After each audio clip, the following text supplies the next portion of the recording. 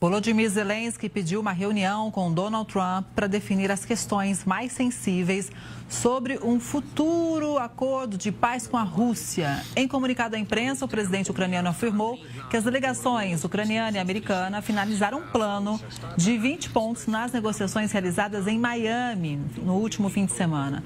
Zelensky disse que a Ucrânia está pronta para uma reunião com os Estados Unidos para tratar assuntos como questões territoriais. O presidente Donald Trump afirma há muito tempo que deseja pôr fim à guerra, mas até agora não conseguiu obter concessões substanciais dos dois lados do conflito. E quem chega para fazer uma análise é o Igor Lucena, que é economista, doutor em relações internacionais e que, inclusive, está na Flórida, nos Estados Unidos, bem pertinho do Trump, hein, Igor? Boa tarde para você.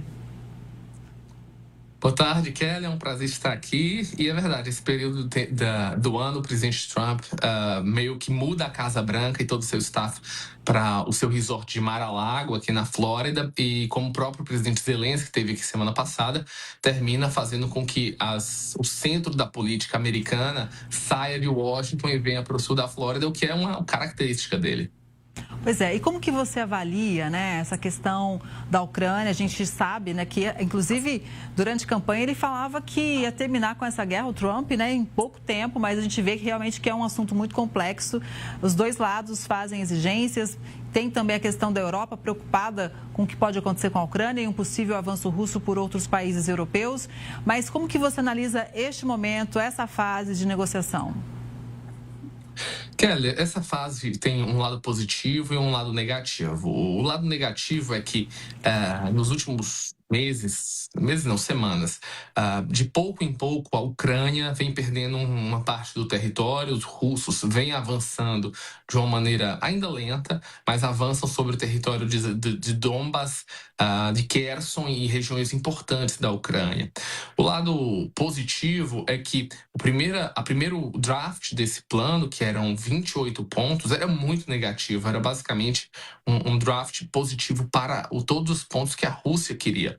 Agora a situação fica um pouco invertida, esses 20 pontos, eles já foram inclusive alocados para o presidente Vladimir Putin fazer uma análise, mas o Kremlin não colocou sua posição sobre ele. Mas dentro desses pontos, que seria uma espécie de acordo de paz, né, ou um cessar-fogo, ou um armistício, né, como a gente viu no caso da Coreia do Norte e do Sul, existem alguns pontos, Kelly, que são complicados, né? O primeiro é a Ucrânia quer destrinchar as linhas territoriais onde estão, ou seja, o conflito para onde está. A Ucrânia não quer ir, a Rússia não quer isso, a Rússia quer mais territórios do que eles já tomaram, ou seja, se eles já invadiram a região de Kherson ou do Donbas, eles querem toda a região, não só uma parte proporcional que foi invadida. A usina nuclear de Zaporizhia, né, a maior usina da Europa de energia atômica, que inclusive é um risco para a segurança não só energética, mas a segurança mesmo de toda a região. Também não há uma dúvida de quem vai ficar administrando essa região. O governo americano coloca também que seria possível as regiões que foram invadidas estão aí em disputa se tornarem uma espécie de zona comercial conjunta ou uma zona desmilitarizada. Esses talvez sejam os pontos mais sensíveis.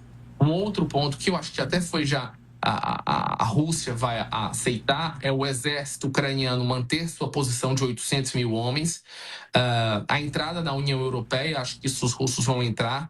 Um outro ponto que fica negativo e os ucranianos são reticentes é a não adesão da Ucrânia a alianças militares, como a OTAN. E é um risco de que a Ucrânia já foi invadida 2 vezes, a Crimeia e agora ao seu próprio território. Se o acordo ficar muito solto, Kelly, a Ucrânia ser novamente invadida no futuro pela Rússia. Então, o grande ponto é que pontos de garantia vão ser colocados para que, independente das linhas territoriais que forem traçadas, na prática a gente assistir uma vitória, uma capacidade de defesa da Ucrânia daqui para frente. Eu acho que esse vai ser o ponto que vai ser discutido ainda esse ano, nos próximos dias. Pois é, e na sua visão, como que os Estados Unidos avaliam tudo isso, também ponderando a Europa, ou seja, o posicionamento europeu e como que isso pode impactar em diversos fatores, inclusive comerciais?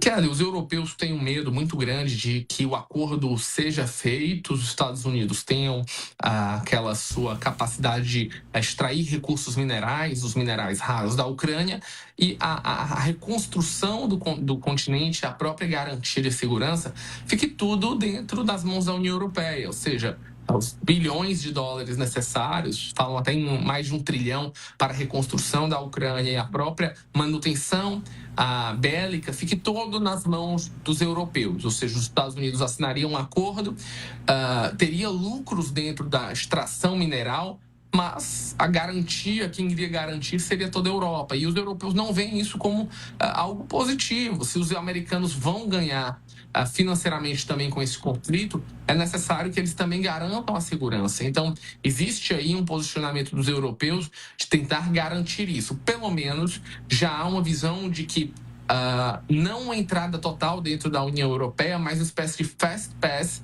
ou seja, os europeus possam colocar logo dentro da União Europeia a Ucrânia, é algo muito válido para que haja um fluxo de recursos dentro dessa reconstrução de todo o país. Então, quando a gente vê isso, é meio que falta para os europeus uma análise conjunta como seria essa reconstrução com os americanos. Eles vão esperar alguns meses para escutar o que está acontecendo, mas na prática o que está acontecendo é uma visão distorcida, né? Os russos sentam à mesa com os americanos, mas os europeus estão um pouco de lado nessa negociação. E eu acho que isso vai ser um problema daqui para frente.